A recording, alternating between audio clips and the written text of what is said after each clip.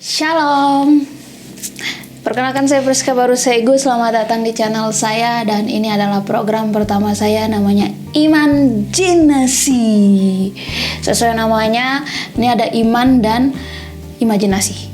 Jadi di sini programnya itu saya mau mengajak teman-teman kita semua untuk belajar lagi, lebih giat untuk lebih beriman, tapi tetap mengandalkan imajinasi kita.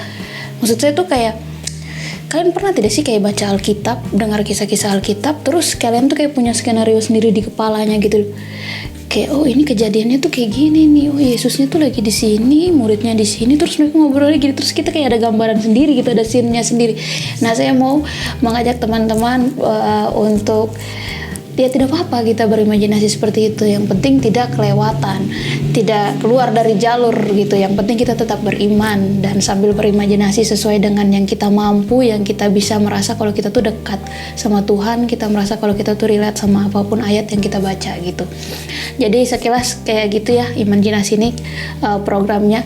Dan di sini nanti saya akan membahas atau bercerita tentang banyak hal yang menyangkut tentang kekristenan, terkhusus Katolik ya, Katolik Roma terutama, karena saya sendiri Katolik Roma gitu. Jadi nanti di sini kita akan bahas tokoh-tokoh Alkitabnya, kita akan bahas santo-santo pelindung, orang-orang kudus, martir-martir, cerita-cerita fenomena yang ada di gereja, apapun itu yang berhubungan dengan gereja Katolik Roma, karena saya Katolik Roma ya, jadi saya belum berani untuk membahas Katolik-Katolik lain atau Kristen-Kristen lain gitu teman-teman.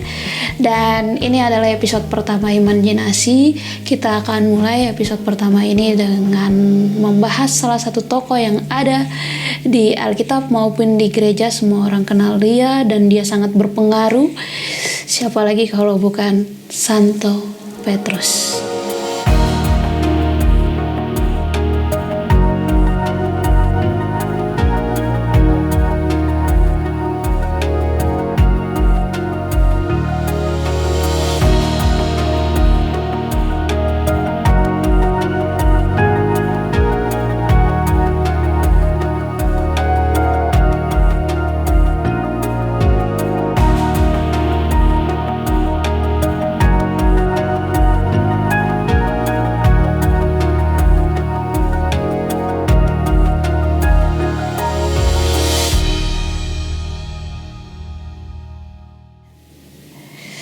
Jadi pertama-tama saya akan cerita bagaimana awalnya Santo Petrus ini bisa berkarir jadi murid Tuhan Yesus gitu. Dia bisa berhasil masuk ke dalam 12 murid Yesus gitu, gimana ceritanya. Nah, dia itu dulu sebelum jadi murid Yesus, dia tuh cuma nelayan. Dia lahir di Betsaida, dia asalnya dari Galilea, dia orang Galilea. Orang tuanya tuh namanya Pak Yunus dan Ibu Jona. Dan dia adalah seorang nelayan gitu. Dia lahir di abad awal, tahun-tahun Masehi awal. Dan pekerjaan dia tuh cuma nelayan, makanya dia punya julukan penjala manusia. Jadi dia dulu tuh cuma sebar jala sana sini untuk dapat ikan gitu. Jadi suatu hari pas Tuhan Yesus mulai melakukan pewartaan di Galilea, di situ orang-orang semua datang rame lihat Tuhan Yesus. Wih, siapa tuh yang lagi omong-omong tuh gitu kan. Orang-orang datang berbondong-bondong dengar Tuhan Yesus cerita tentang kerajaan Allah, apa pokoknya mewartakan firman Tuhan gitu.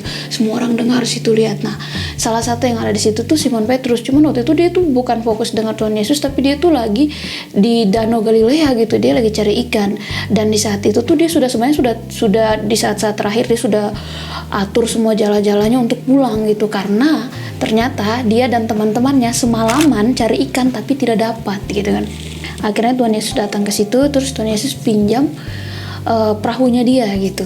Saya pinjam perahumu dong, saya mau duduk sini, saya mau khotbahnya dari sini gitu ceritanya. Jadi Tuhan Yesus naik ke perahunya Simon Petrus, terus dia sambil tetap mengajar gitu ke orang-orang yang banyak tadi yang datang mendengarkan Tuhan Yesus.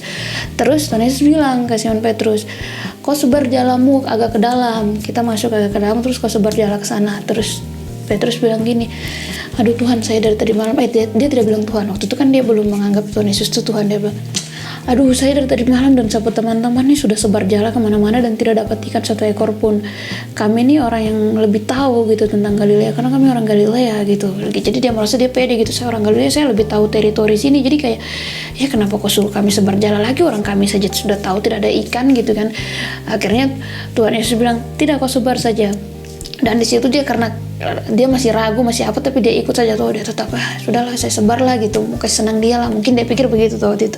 Akhirnya dia sebar jala, dan kalian tahu dia dapat ikan banyak sekali sampai mereka punya perahu ada 2 itu tuh penuh, tumpah-tumpah sampai hampir tenggelam gitu. Dan saat dia lihat dapat ikan sebanyak itu, dia mulai percaya gitu ke Tuhan Yesus. Dan di saat itu dia langsung mengakui kalau Tuhan Yesus itu Tuhan.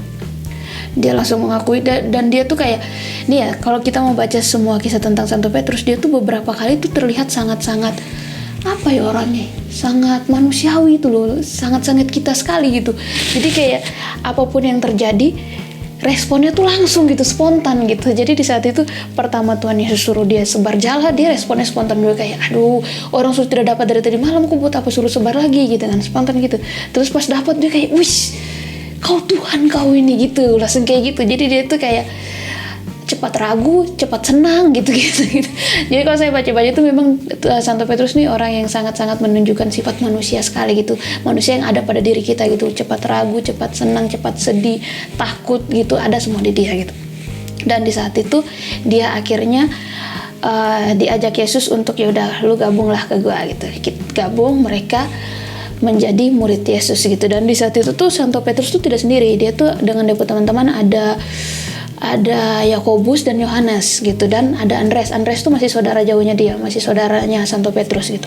Dan di saat itu ikutlah mereka bersama Tuhan Yesus, dan disitulah Santo Petrus mulai berkarir menjadi murid Tuhan Yesus, dan dia mendapat gelar sampai saat ini kita tahu julukannya dia yaitu penjala manusia, karena di awal dia bertemu Tuhan Yesus dia itu lagi menjala gitu. Dan panjang cerita dia ikut Yesus sana kemari, sana sini, pokoknya ikut. Dia meninggalkan semua duniawi lah istilahnya, dia meninggalkan harta kekayaannya, pekerjaannya, keluarganya gitu kan. Jadi ada salah satu kisah di Alkitab itu yang mengatakan kalau dia tuh pernah ngajak Yesus untuk menyembuhkan mertuanya dia. Otomatis kan dia punya istri kan, berarti kalau dia punya mertua kan pasti dia punya istri gitu. Dan dia meninggalkan semua itu, keluarganya dia meninggalkan, dan dia lebih memilih untuk mengikuti Yesus untuk pewartaan gitu. Dan terjadilah waktu itu dia ikut Yesus berpindah-pindah tempat sana kemari pewartaan. Dan sepanjang ceritanya itu kalau kita baca-baca kita lihat memang Santo Petrus sangat-sangat, kembali lagi saya bilang, sangat-sangat menunjukkan sisi manusiawinya dia. Banyak hal-hal unik menurut saya, lucu gitu kan. Salah satunya adalah yang menurut saya dia tuh spontan, kayak apapun harus dikomentari, apapun harus dikeluarkan gitu. Tuh tipe orang yang kayak kalau dia lihat ini tuh dia harus kasih keluar gitu, unek-uneknya, isi hatinya, isi kepalanya, dia harus kasih tahu kayak, itu tuh gini, itu tuh gini gitu loh. Tipe orang yang kayak gitu yang saya tangkap ya, yang setelah saya baca-baca. Jadi salah satu ininya dia cerita yang saya rasa lucu, selain yang tadi dia tiba-tiba dapat ikan, dia senangnya berlebihan, disuruh menyebar jala, dia ragunya berlebihan. Jadi ada kisah yang waktu itu ini cuma tercatat di Injil Matius ya. Saat Yesus berjalan di atas air, kalau teman-teman tahu Yesus tuh pernah ada mujizat dia berjalan di atas air, dan di saat itu tuh Santo Petrus tuh lihat Yesus jalan di atas air, dan dia ikut, Tuhan Yesus jalan di atas air, saya ikut, dia ikut, terus dia tenggelam. Jadi saya bilang dia tuh spontan, dia tuh tiba-tiba bisa up bisa down gitu. Jadi di saat dia bilang dia pengen ikut Tuhan Yesus, itu tuh di saat itu tuh imannya tuh lagi bernyala-nyala, dia tuh lagi kayak yakin sekali gitu, dia yakin sekali kalau Tuhan Yesus bisa, dia yang adalah pengikut Tuhan Yesus, dia juga pasti bisa gitu. Dia dengan penuh keyakinan, dengan imannya dia yang penuh, dia ikut berjalan di atas air. Tapi tiba-tiba pas waktu itu tuh dikisahkan kayak ada angin bertiup ke mukanya dia, dan dia tuh langsung ketakutan gitu loh. Jadi dia yang tadinya dia penuh imannya lagi tinggi-tingginya bernyala-nyalanya, tiba-tiba ada godaan dikit, ada angin dikit kayak gitu aja, dia tuh langsung panik, langsung turun lagi gitu, iman langsung kayak tiba-tiba dia tenggelam gitu. Harusnya kalau dia tetap ada imannya, dia bisa berjalan di atas air mengikuti Tuhan Yesus gitu. Cuma waktu itu tiba-tiba imannya goyah. Dan saat itu dia ditegur sama Tuhan Yesus gitu kan. Kalau kau mau percaya aku, kau mau ngasih aku, harusnya tidak seperti itu. Maksudnya kalau imannya tetap stabil tadinya, dia harusnya bisa jalan. Dan menurut saya itu salah satu fakta yang menurut saya spontannya Santo Petrus, dan itu tuh lucu gitu. Dan dari tadi kita ngomong Santo Petrus ini kan nama aslinya tuh Simon sebenarnya. Nah, dia namanya Petrus itu setelah dia mengikuti Tuhan Yesus. Jadi Tuhan Yesus yang kasih nama dia tuh Petrus. Petrus itu dalam bahasa Yunani artinya batu karang. Batu karang karena di saat itu tuh Tuhan Yesus bilang sendiri, di Petrus, di atas batu karang ini aku akan mendirikan jemaatku. Jadi di atas Petrus ini akan ada jemaat yang meneruskan gitu kan, maksudnya akan berdiri sebuah komunitas besar gitu maksud Tuhan Yesus, dan itu artinya ya kita sekarang ini gereja Katolik dan segala pengikutnya. Makanya Santo Petrus itu kalau di Katolik Roma dia adalah paus pertama yang kita yakini sebagai Bapak Paus pertama di gereja Katolik. Dan setiap lukisannya kalau teman-teman lihat dia tuh memegang kunci surga ya, setiap lukisan-lukisan Santo Petrus, dan kita meyakini kalau dia sang pemegang kunci surga itu sendiri gitu. Jadi dia adalah paus pertama di gereja Katolik. Jadi sedikit banyak tentang Santo Petrus yang menurut saya unik tuh ada lagi gitu. Jadi kayak selain tadi dia jalan di atas air, dia juga salah satu ciri-ciri dia spontan sekali dengan segala yang dia rasakan, harus unek-unek yang harus keluar tuh adalah saat dia memotong telinga kanan hamba Imam Agung di saat penangkapan Tuhan Yesus di Taman Getsemani. Kalian bayangkan di saat itu orang pasti hektik ya, orang riuh sana sini. Tuhan Yesus lagi berdoa, terus ada kelompok lain datang mau tangkap Tuhan Yesus, terus murid-murid bangun. Jadi ada dua kelompok cekcok pasti malam itu, ngomong apa lu gitu-gitu, kenapa kalian mau cari Tuhan Yesus, tidak boleh gitu-gitu, pasti ada lah cekcok-cekcok gitu. Dan tiba-tiba Santo Petrus dia ambil dia pedang dan dia potong langsung telinga kanan anak orang. Waktu itu hamba Imam Agung namanya Malkus ya, kalau Malkis itu biskuit, ini Malkus. Dia itu telinga kanan lepas, dan untungnya waktu itu Tuhan Yesus masih mau melakukan mujizatnya, dan itu adalah mujizat terakhir Tuhan Yesus di mana dia menyembuhkan telinga kanan hamba Imam Agung itu. Coba kalau Tuhan Yesus tidak sambung itu telinga, itu anak sampai mati disabilitas gitu, padahal dia lahir normal. Gara-gara Santo Petrus dia jadi disabilitas. Untung Tuhan Yesus kasih sembuhan waktu itu. Jadi itu tuh salah satu contoh kayak spontannya Santo Petrus, yang apapun yang dia rasakan harus dia lakukan. Dan salah satu ini contoh lainnya adalah pas malam perjamuan terakhir, di mana Tuhan Yesus menyatakan kalau di antara mereka yang ada di meja itu akan ada satu orang yang mengkhianati dia, gitu kan. Dan itu tuh ada di Injil Yohanes, di mana Santo Petrus ini dia tuh duduk kan tidak terlalu dekat dengan Tuhan Yesus tuh. Jadi ada murid lain yang duduk dekat Tuhan Yesus gitu. Terus pas Tuhan Yesus ngomong begitu tuh, dia yang kayak sikut-sikut itu murid yang dekat Tuhan Yesus tuh kayak, wah kok tanya dia dulu itu siapa yang dia maksud, tanya gitu. Kayak maksudnya dia tuh harus sekali gitu tuh, harus sekali semuanya tuh ada jawabannya saat itu juga gitu. Harus semuanya tuh unek-unek itu harus tumpah saat itu juga gitu kan. Dan si murid itu tanya ke Tuhan Yesus, terus Tuhan Yesus cuman bilang orang yang akan menerima roti yang saya celupkan di anggur setelah ini gitu, dan dia menyerahkannya kepada Yudas gitu kan. Jadi kayak maksudnya Santo Petrus nih apapun yang ada depan mata tuh harus segera gitu kan. Dan dia juga beberapa kali saya merasa kayak Santo Petrus nih dulu sekali yang waktu dia masih mengikuti Yesus, dia tuh kayak seseorang yang dari nol, terus karena dia ikut sama Tuhan Yesus, terus Tuhan Yesus bentuk dia sampai dia bisa jadi segitu baiknya, segitu tegarnya, bijaksananya, sampai dia menjadi paus pertama kita gitu. Dia yang menyebarkan agama Kristen sampai sejauh ini, sampai ada saya Priska Barusego yang juga sekarang memeluk Katolik gitu kan. Maksudnya dari dia yang nol, dia yang polos, dia yang penuh keraguan, penuh ketakutan, penuh spontanitas yang kadang-kadang tidak dia pikirkan itu nanti akan berefek apa gitu, tapi bisa jadi orang yang sebaik dan apa ya, bukan cuman sebaik, maksudnya sosok yang ya paus pertama gitu kan, maksudnya sosok yang sejadi itu gitu setelah mengikuti Tuhan Yesus. Jadi salah satu momen yang menurut saya dia belum terbentuk itu adalah pas Tuhan Yesus menyuci kaki para murid-muridnya. Itu juga terjadi di detik-detik sebelum kematian Tuhan Yesus. Biasanya di gereja Katolik kita akan memparodikan itu, parodi apa sih namanya, pokoknya akan melakukan hal serupa. Imam mencuci kaki para umat. Biasanya kita memilih 12 orang laki-laki dan akan mencuci kaki mereka.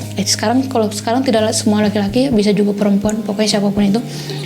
Dan itu pas proses pencucian kaki itu Tuhan Yesus sudah maksudnya dia tuh sudah menurunkan sekali derajatnya dia gitu kan, kayak dia mau cuci kaki murid-muridnya gitu. Terus si Santo Petrus ini masih dan dia basa-basi kayak, ih Tuhan jangan, saya tidak layak kaki saya dicuci gitu, ada basa-basi kayak gitu. Terus Tuhan Yesus bilang, kau kalau saya tidak cuci ini kau tidak bisa masuk kerajaan surga, kau tidak bersih gitu. Terus dia bilang, oh begitu kah, ya sudah kasih mandi saya sekalian dari kepala sampai kaki gitu. Kayak maksud saya kayak gitu.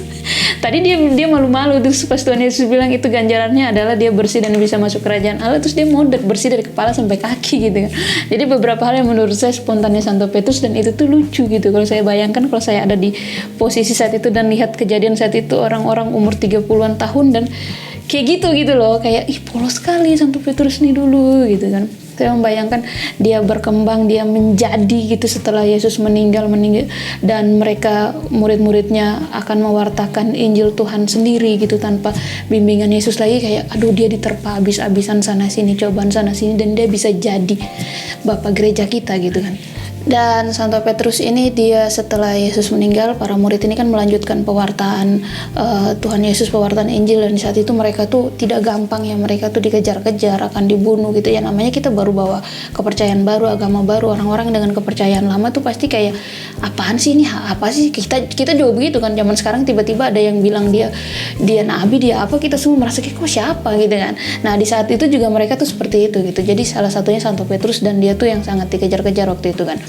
Nah, dan Santo Petrus ini berani, dia adalah salah satu Rasul Yesus yang tidak cuman di daerah Yahudi saja dia menyebarkan kekristenan, karena zaman itu tuh cuman orang-orang Yahudi saja yang boleh jadi Kristen gitu kan.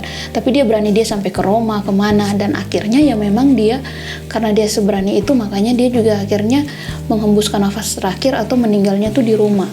Waktu itu masih kekaisaran Roma itu masih besar gitu kan, dan waktu zamannya Santo Petrus itu yang memimpin tuh Kaisar Nero, yang kita kenal jahat sekali, banyak sekali catatan kriminalnya dia gitu kan. Nah, di zaman itu tuh, di zaman Santo Petrus juga Kaisar Nero itu. Nah, jadi Santo Petrus ini waktu itu sebelum dia meninggal, dia sempat menyebarkan agama Kristen sampai ke Roma, dan di sana itu dia dikejar-kejar, kemudian dia kabur gitu kan. Dia kabur, dan saat dia kabur itu dalam perjalanan dia ketemu Tuhan Yesus, penampakan Tuhan Yesus, karena waktu itu Tuhan Yesus sudah meninggal ya. Jadi Tuhan Yesus datang itu menunjukkan diri, dan Santo Petrus tuh tanya, Tuhan mau kemana? Terus Tuhan Yesus tuh ngomong kayak sarkas begitu ya istilahnya. Tuhan Yesus bilang, saya mau kembali ke Roma dan saya mau disalibkan 2 kali. Nah saat pas Tuhan Yesus ngomong gitu tuh, Santo Petrus tuh kayak sadar, dia peka kalau apa yang dia lakukan tuh salah, lari daripada orang-orang yang mengejar dia, lari daripada kemartirannya dia tuh salah, dan di situ dia menangis sejadi-jadinya di kaki Tuhan Yesus, dan dia merasa kayak kenapa saya harus lari dari sini, kenapa saya tidak berani menanggung penderitaan saya gitu-gitu. Akhirnya dia kembali ke Roma, dan di saat itu dia dieksekusi gitu. Nah, jadi beberapa hal yang menunjukkan ketakutan Santo Petrus sebagai manusia biasa ini juga sering sekali tergambar ya teman-teman. Selain yang tadi dia nangis di saat-saat terakhir dia mau dibunuh itu, dia juga dulu pernah ketakutan saat Yesus ditangkap. Terus dia kan ngikutin Yesus tuh, dia ngintilin Yesus pas penyiksaan apa segala macam gitu, dan dia ditanya, kau ini murid Tuhan Yesus, kau tuh murid orang itu kan, kau tuh murid orang ini kan. Dan dia menyangkal Yesus sampai 3 kali. Dia menyangkal Yesus 3 kali, dan itu menunjukkan bahwa dia waktu itu takut untuk mengakui kalau dia itu adalah murid Yesus. Dan di situ juga dia nangis sejadi-jadinya. Itu nangis sejadi-jadinya yang pertama dia, yang tadi tuh yang kedua, yang pas dia ketemu Tuhan Yesus di perjalanan tadi kabur dari Roma, itu yang kedua. Yang pertama kali dia menangis sejadi-jadinya itu adalah itu, dia menyangkal Yesus 3 kali, dan dia baru sadar setelah ayam berkokok, karena sebelumnya Yesus sudah bilang ke dia, Petrus, hari ini sebelum ayam berkokok kau akan menyangkal saya 3 kali, dan itu terjadi. Dan dia menangis sejadi-jadinya, dia menyesal, Tuhan saya minta maaf karena saya tidak bisa mengakui Tuhan itu adalah guru saya atau apa segala macam, saya tidak seberani itu. Dan itu menunjukkan sisi ketakutan Santo Petrus yang ya manusiawi gitu kan. Di saat seperti itu siapa juga berani kayak ini Yesus nih, orang sudah cari-cari dia setengah mati gitu kan, orang pokoknya pengen bunuh dia, semuanya pengen bunuh dia, terus kau pengikutnya dia kok pasti menyangkal lah sebagai manusia yang gimana ya, mentalnya belum seberapa gitu kan, kayak siapa yang mau tiba-tiba disalibkan juga, dibunuh seperti itu juga tidak mau ya. Jadi dia menyangkal, tapi dia juga menyesal telah menyangkal gitu kan. Itu beberapa hal yang menunjukkan ketakutan Santo Petrus itu. Dan kali keduanya adalah di saat yang dia lari dari Roma, tapi itu kali terakhir, dan itu juga saat-saat dia hampir dibunuh, dia saat-saat terakhir dia mau dibunuh, dieksekusi gitu. Setelah itu memang tidak terjadi apa-apa, tapi di saat itu juga Santo Petrus ini kayak sudah jadi gitu. Dia tuh sudah menyerahkan ke Tuhan, kayak apapun terjadi dia terima gitu, dan dia sadar kalau memang dia harus menderita untuk menanggung salib Yesus gitu kan. Dia menyerahkan dirinya sebagai martir. Dan Santo Petrus pun dieksekusi mati di tahun 67 Masehi. dia dieksekusi mati, dan dia sendiri minta, dia request, tolong salib saya terbalik, saya tidak, karena dia merasa dia tidak layak untuk disalibkan selurus sama Yesus gitu kan, dia tidak layak seperti Yesus gitu, jadi salib dia terbalik. Dan di saat itu permohonan dia itu dikabulkan, karena di zaman itu juga para budak juga kalau bikin kesalahan salibnya juga terbalik gitu. Jadi dia meletakkan dirinya sebagai orang yang rendah gitu, orang yang budak aja gitu, dia tidak mau sama dengan Yesus gitu.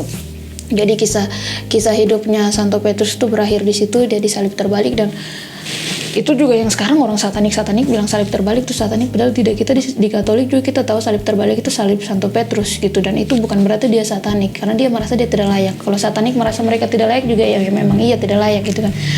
Kenapa kok percaya setan gitu. Ya, jadi Santo Petrus sendiri meminta untuk disalibkan secara terbalik, kaki di atas, kepala di bawah, dan itu dikabulkan akhirnya. Dan dia meninggal itu di Bukit Vatikan, dan pada abad keempat Kaisar Konstantinus membangun sebuah gereja besar di atas tempat sakral tersebut. Dan sekarang makam Santo Petrus ini kita tahu adanya di Basilika yang ada di Vatikan gitu. Jadi banyak sekali orang-orang Katolik yang kadang-kadang berziarah ke sana. Dan itulah kisah Santo Petrus ya, dari awal sampai meninggalnya dia. Dan Santo Petrus ini kalau kita ngomongin Katolik kan kayak kurang afdol gitu kalau misalkan tidak tahu santo-santa itu mereka pasti pelindung sesuatu gitu. Dan Santo Petrus ini adalah salah satu santo yang dia tuh melindungi banyak hal gitu. Mungkin karena latar belakang dia yang pekerjaan dan tempat tinggalnya pindah-pindah, jadi dia itu mengikuti gitu. Apapun yang dia kerjakan itu yang akan dia lindungi nantinya. Dan di sini saya dapat dari sumbernya, saya dapat dari Britannica. Di sini Santo Petrus itu dia melindungi banyak sekali hal. Contohnya karena dia mantan nelayan, jadi dia adalah santo pelindung bagi pembuat jaring, pembuat kapal, dan nelayan. Dan karena dia memegang kunci surga, yang tadi saya bilang lukisan-lukisannya selalu memegang kunci surga, jadi dia juga adalah pelindung tukang kunci. Tuh kalian lihat, kalian yang buat jaring, kalian yang tukang kunci, kalian pembuat kapal, kalian semua dilindungi sama Santo Petrus. Kalian harus berdoa, Santo Petrus doakanlah kami. Dan selain itu dia juga, karena dia pernah ikut berjalan di atas air bersama Yesus, jadi Santo Petrus ini juga sebagai santo pelindung tukang sepatu dan sol sepatu. Nah, mereka tuh dilindungi sama Santo Petrus kalau mereka percaya. Dan mereka yang memiliki masalah kaki di sini banyak ya, luas sekali. Kayak kau bisulan di kaki gitu-gitu juga, kalau kau berdoa berserah ke Santo Petrus juga pasti bisa sembuh gitu kan. Yang penting yakin. Kalau bau kaki, aduh kayaknya Santo Petrus tidak urus kok bau kaki. Ini bau kaki sadar diri sendiri lah. Kok bau kaki masih minta Santo Petrus lindung? Kalau ada sakit-sakit gitu, kalau bau kaki kau harus mandi, kasih bersih, kau keringat itu, jangan kau minta Santo Petrus, kurang ajar kau. Dan selain sebagai santo pelindung beberapa hal, di Katolik juga kita kenal ada yang namanya perayaan-perayaan gitu ya, hari perayaan santo-santa gitu. Dan Santo Petrus itu ada 2 dalam setahun, di mana dia itu di tanggal 29 Juni perayaan Santo Petrus, dan tanggal 22 Februari itu pesta tahta Santo Petrus. Dia ini istimewa sekali karena dia paus pertama kita, jadi dia sangat istimewa. Dan banyak sekali kisah yang sebenarnya dalam satu episode ini saya tidak bisa rangkai semua gitu. Mungkin next ada episode-episode lain atau kesempatan-kesempatan lain yang kita harus bahas lagi Santo Petrus ini, karena banyak sekali kisah-kisah dia. Dia juga punya 2 surat di Perjanjian Baru yang kalau kita bedah semuanya juga itu bisa dapat berapa episode gitu. Jadi kalau untuk kisah Santo Petrus sendiri, untuk episode pembuka ini saya tutup sampai di sini. Terima kasih buat teman-teman yang sudah nonton. Santo Petrus doakanlah kami.